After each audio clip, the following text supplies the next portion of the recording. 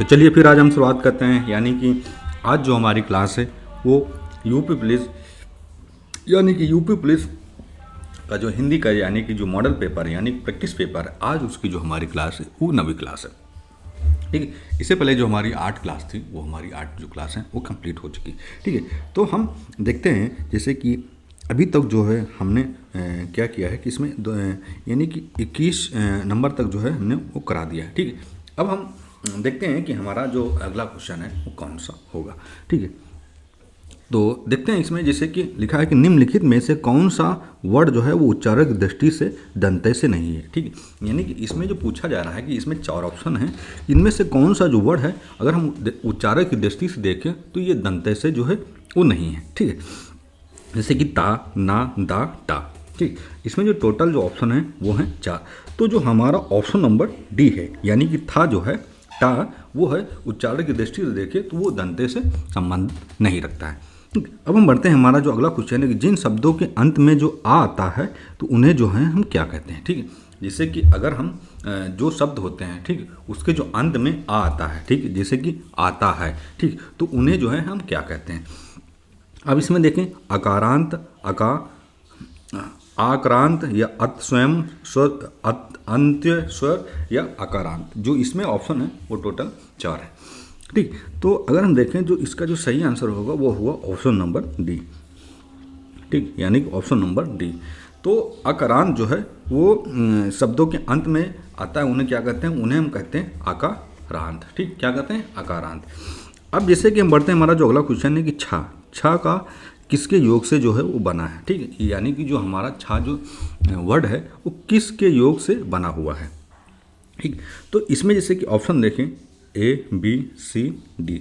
ठीक, ये जो टोटल हमारे 4 ऑप्शन है, यानी कि हमारे ऑप्शन जो है वो टोटल हमारे 4 ऑप्शन है। तो अगर हम छा जो बना है यानी कि हमारा जो छा बना हुआ वो हो ऑप्शन नंबर 1 से, का प्लस जो सा है इसके सहयोग से हमारा जो छा जो बना है वो छा जो है वो का प्लस सा से बना हुआ है। अब हम देखते हैं हमारा जो अगला क्वेश्चन है कि हिंदी वर्णमाला में स्वरों की जो कुल संख्या है वो कितनी है। ठीक, यानी कि जो हमारी हिंदी की जो वर्णमाला की जो संख्या है, ठीक है, स्वर की वो टोटल कितनी है। ठीक, अब इसमें देखें जैसे कि 10, 11, 12, 13। ठीक है, तो अगर हम इसका हम सही आंसर देखें तो जो ऑप्शन नंबर डी है, ठीक, यानी कि ऑप्शन नंबर जो डी है, यानी कि हिंदी में वर्णमाला में जो स्वरों की जो कुल टोटल संख्या है वो टोटल जो है वो 13 है। ठीक है, अब हम बढ़ते हैं, हमारा जो अगला क्वेश्चन है कि निम्नलिखित में कौन स्वर नहीं है। यानी कि अगर हम ये देखें 4 ऑप्शन है, ठीक, कितने 4। ठीक, तो इसमें देखें इसमें ऐसा कौन सा जो शब्द है जो स्वर नहीं है। ठीक है, ऐसा कौन सा शब्द है जो स्वर नहीं, तो ऑप्शन नंबर जो डी है यानी कि जा जो है हमारा वो स्वर जो है वो स्वर नहीं माना जाता है। ठीक, अब हम बढ़ते हैं, हमारा जो अगला क्वेश्चन है निम्नलिखित में से कौन सा वर्ग नहीं है। ठीक, यानी कि इसमें अगर हम देखें 4 ऑप्शन, इसमें ये पूछा जा रहा है कि निम्नलिखित में से कौन सा वर्ग नहीं है। अब देखें का, चा, ठा और घा। ठीक, ये जो टोटल हमारे हैं 4 ऑप्शन है। ठीक, तो हिंदी अगर हम देखें तो इसका जो सही आंसर होगा वो होगा ऑप्शन नंबर डी, यानी घा जो है ये वर्ग नहीं है हमारा। ठीक, अब हम बढ़ते हैं, हमारा जो अगला क्वेश्चन कि हिंदी वर्णमाला में कुल वर्णों की जो संख्या है वो कितनी है। ठीक, यानी कि जो हमारी हिंदी वर्णमाला है, ठीक, अगर हम वर्णों की संख्या की अगर हम बात करें तो इसमें टोटल जो है वो कितने हैं, जैसे कि 32, 34, 33, 36। ठीक, ये टोटल जो हमारे 4 ऑप्शन है। ठीक, तो अगर हम देखें हिंदी वर्णमाला की अगर हम बात करें जो ऑप्शन नंबर सी, ठीक, कितना, ऑप्शन नंबर सी, यानी कि हिंदी वर्णमाला में कुल जो वर्णों की संख्या अगर हम देखें तो वो कितने हैं, वो हैं ऑप्शन नंबर सी, यानी कि 33 जो है वो है। अब बढ़ते हैं, हमारा जो अगला निम्नलिखित में कौन सा पश्च स्वर है। ठीक है, यानी कि निम्नलिखित में कौन सा पश्च स्वर है, जैसे कि आ, ई, जा, ओ, ये जो है हमारे टोटल 4 ऑप्शन है। तो अगर हम देखें निम्नलिखित इसमें पूछा रहा पश्च स्वर हैं वो कौन से माने जाते हैं। ठीक है, कौन सा पश्च स्वर जो है वो कौन से माने जाते हैं। तो अगर हम देखें जो इसका ऑप्शन नंबर ए होगा। ठीक, यानी कि ए जो होता है वो पश्च स्वर जो है वो माना जाता है। अब हम बढ़ते हैं अगला क्वेश्चन, निम्नलिखित में से कौन अयोग्यवाह है। ठीक है, यानी कि इसमें कौन सा ऐसा शब्द है जो अयोग्यवाह माना जाता है, जैसे कि विसर्ग, महाप्राण, संयुक्त व्यंजन, अल्प प्राण। ये जो टोटल हमारे 4 ऑप्शन है। ठीक है, तो अगर हम देखें जो ऑप्शन नंबर ए है, यानी कि विसर्ग जो है हमारा, ठीक है, ये अयोगवाह जो है वो माना जाता है। अब हम बात करें जैसे कि छा, छा ध्वनि का उच्चारण स्थान है वो कौन सा है। ठीक, यानी जो हमारा छा है, अगर हम उच्चारण स्थान की बात करें तो इसका जो उच्चारण स्थान होगा वो क्या होगा। ठीक, तो उच्चारण स्थान जो इसका होगा वो होगा ऑप्शन नंबर सी। ठीक है, यानी कि तालव्य। ठीक है, यानी कि छा का जब हम उच्चारण करते हैं तो इसका जो स्थान होता है वो हमारी जीभ से, यानी कि तालव्य से इसका जो है उच्चारण होता है।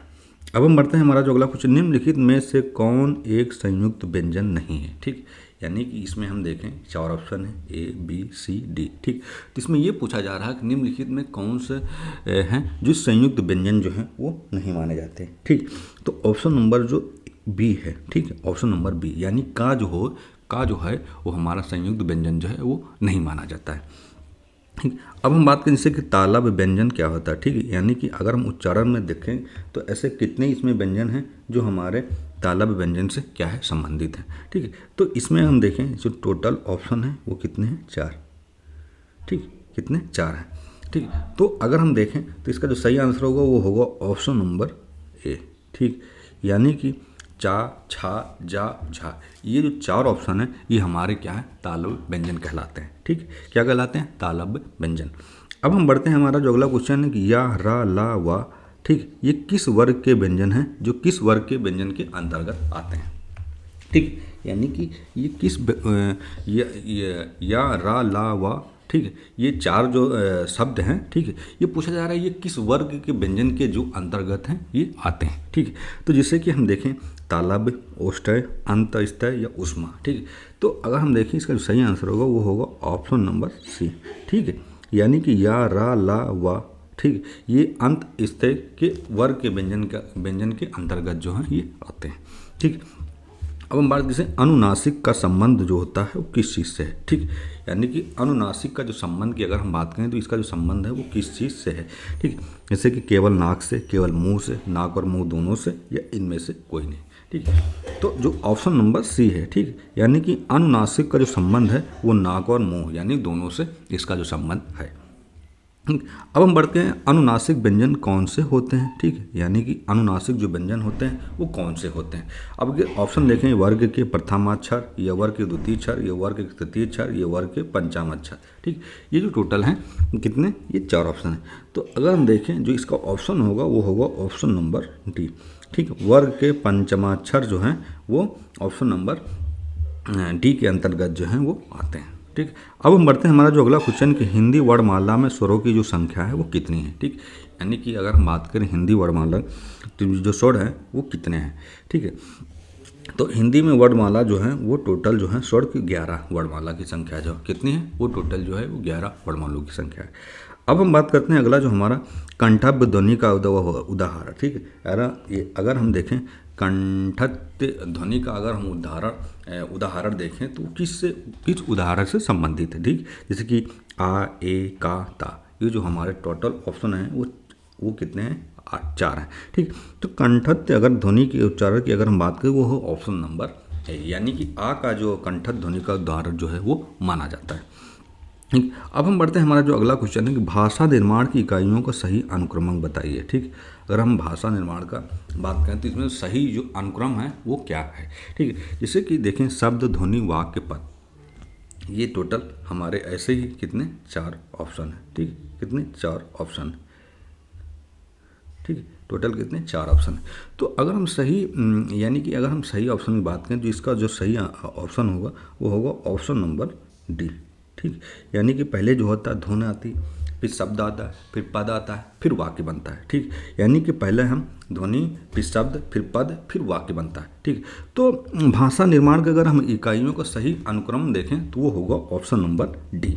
ठीक, क्या होगा, ध्वनि, शब्द, पद, वाक्य। अब हम बढ़ते हैं हमारा जो अगला क्वेश्चन है कि निम्नलिखित में से उच्चारण के स्थान के आधार पर का वर्ग के व्यंजन ध्वनियों का सही अनुक्रम जो है वो क्या होगा। ठीक, यानी जो हमारा का जो वर्ग का व्यंजन अगर ध्वनियों की अनुक्रम की अगर हम बात करें तो अनुक्रम जो है वो क्या माना जाएगा। ठीक है, तो अगर हम देखें यानी कि option A, option B, option C, option D, ठीक है। तो इसका जो सही आंसर होगा वो होगा ऑप्शन नंबर ए, ठीक। यानी कंठस्थ, तालब, मूर्धा, दंत, ओष्ठ है। ये क्या है, ये उच्चारण के स्थान के आधार पर का के वर्ग के व्यंजन की ध्वनियों का एक सही अनुक्रमांक जो है वो माना जाता है, ठीक। तो यानी कि आज जो हमारी यूपी पुलिस हिंदी की जो क्लास थी वो 9वीं क्लास थी। आज ये 9वीं क्लास जो है हमारी ये कंप्लीट हुई। तो प्लीज़ आप लोगों से रिक्वेस्ट है कि प्लीज़ आप हमारी क्लास को लाइक करिए, सब्सक्राइब करिए, शेयर करिए, कमेंट करिए, ठीक। कैसा लगा आप लोग जरूर कमेंट सेक्शन में जाके कमेंट करिए। फिर हम मिलेंगे अगली क्लासेस के साथ। जय हिंद, जय भारत।